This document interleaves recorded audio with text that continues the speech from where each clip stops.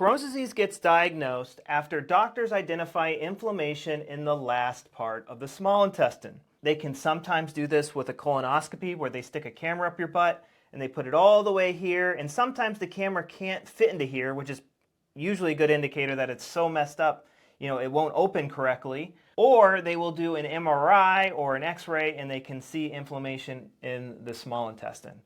Now, I know this might be confusing because the term Crohn's disease means inflammation anywhere from mouth to butthole, but Dr. Burrell Crohn, the guy who discovered it, he wanted it to be called regional ileitis, which means inflammation in the ileum, and that's why it gets diagnosed when they find inflammation in the ileum.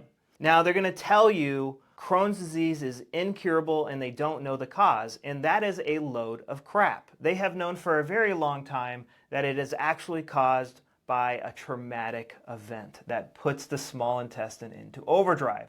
The way that you subconsciously experience it is, what is something important to my survival I cannot absorb, and I'm angry, frustrated, and annoyed. Could be video games, could be toys, especially for kids.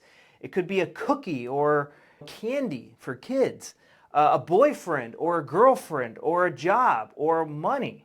What was the traumatic, what was really stressing you out when your gut issues started? Now, you might also have other things going on, like a perianal fistula or hemorrhoids or a fissure or mouth ulcers. These are separate conditions and separate organs that are caused by separate conflict shocks. There are things we can do to manage the symptoms, but the only way to stop the symptoms at its source is to identify the traumatic event that put your gut into overdrive and to deal with its PTSD triggers. Now, you've probably already consciously come to peace with this traumatic event, but it's still haunting you subconsciously. And the way that I help people get better from this, it takes some time. We are one thought away from stopping the brain from putting our intestines in an I agree, it is dumb, but it's the crap design that we have.